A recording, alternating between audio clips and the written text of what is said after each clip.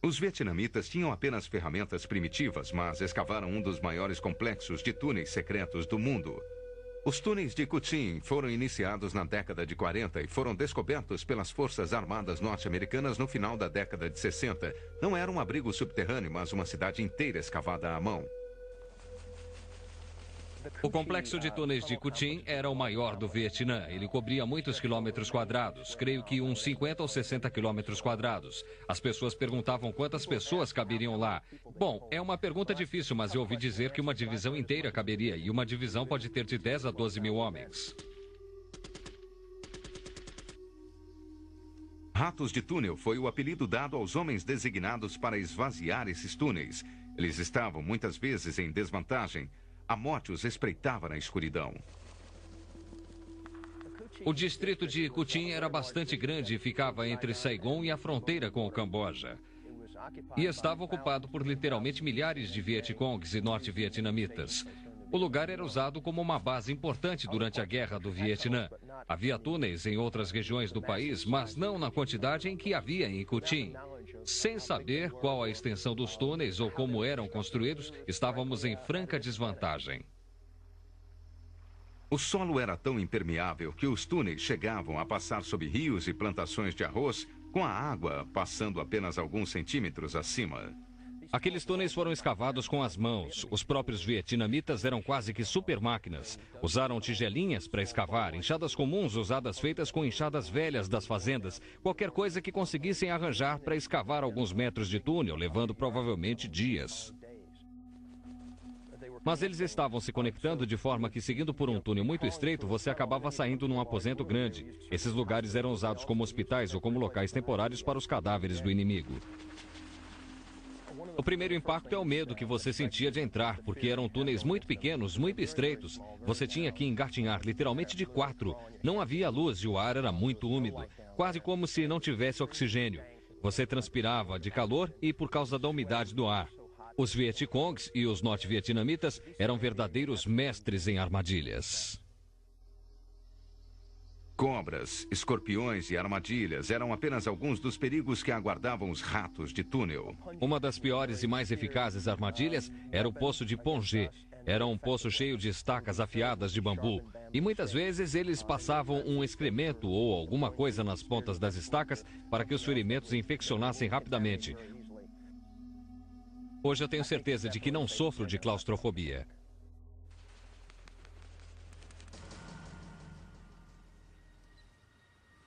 O entardecer na África Central. A noite cai no que parece ser uma metrópole de tamanho razoável.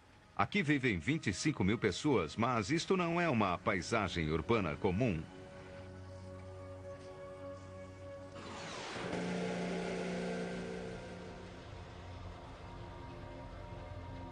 Esta é a mina mais profunda do mundo. Mais perto do inferno do que qualquer homem jamais chegou. E indo ainda mais fundo.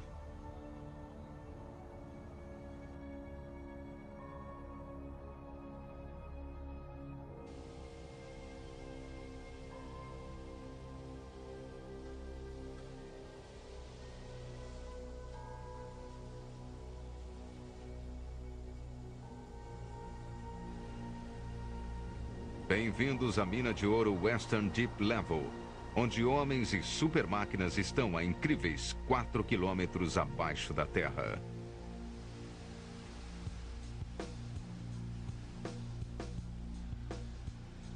Perfurando. Fixando.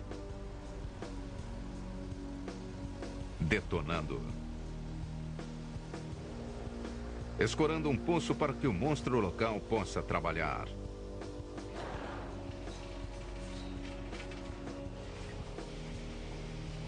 Essas são as suas poderosas mandíbulas. A besta está pronta para explodir e triturar seu caminho através de mais 5 quilômetros para dentro da crosta terrestre e poderia descer ainda mais. Os direitos de mineração permitem que ela desça mais 1.600 metros.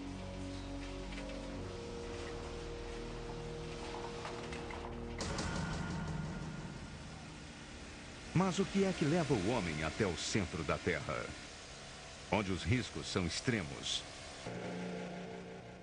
Onde a temperatura chega a 60 graus Celsius. Onde bebidas super energéticas evitam que os homens desmaiem. Ouro, ouro, ouro, ouro. Essas são as Black Hills no estado de Dakota do Sul. Desde a corrida do ouro no final do século XIX, essas colinas são a fonte de boa parte do ouro norte-americano.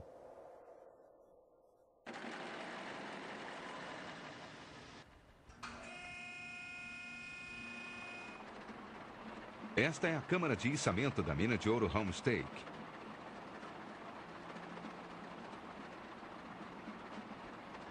Mais de 1.600 metros de cabos de aço fazem incansáveis o içamento diário de 3.800 toneladas de minério triturado todos os dias do ano.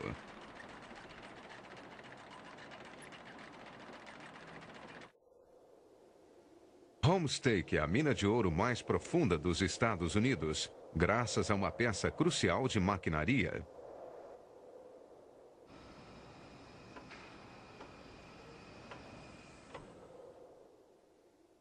Não deixe que esta tranquilidade engane você. O exaustor Orohando. Ele espelha o ar usado a 1.600 metros abaixo do solo.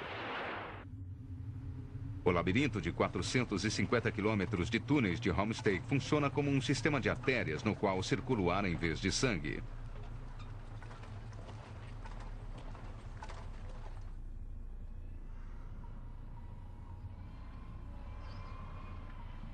Aqui, monstros mecânicos escondem-se nas profundezas da mina.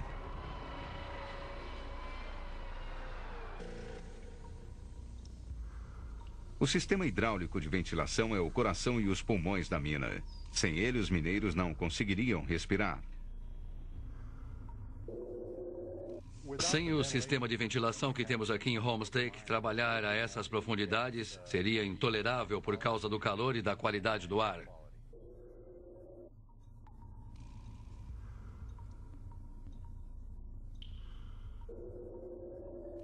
Quanto maior a profundidade, mais alta a temperatura.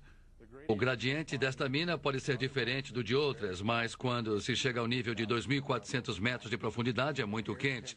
A temperatura do ar chega a 57 graus Celsius.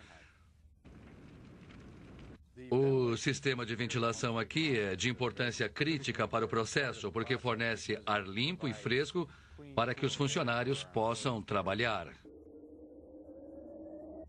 Basicamente, o que acontece é que exaustores imensos na superfície retiram o ar usado por um lado da mina, enquanto puxam ar fresco. À medida que o ar viciado é puxado pelos exaustores, o ar fresco é puxado para dentro dos túneis, para os dois poços principais. Depois que o ar é usado aqui na mina, nós podemos inclusive limpá-lo, forçando-o através das torres de resfriamento. A água que desce leva as partículas sólidas e começa o resfriamento. Impressionantes 20 metros cúbicos de água por minuto.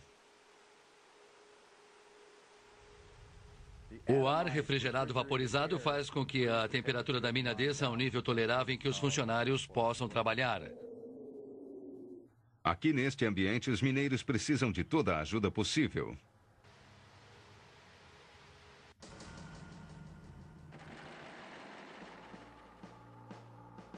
Nenhum ser humano consegue sobreviver em condições subterrâneas sem roupas e equipamentos adequados. Mas o que é que um mineiro moderno vai estar usando?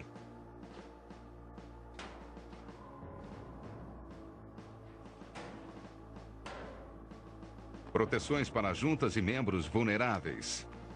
Um kit de primeiros socorros para emergências. Equipamento individual de ar respirável para emergências. Bateria para 18 horas de funcionamento da lâmpada no capacete.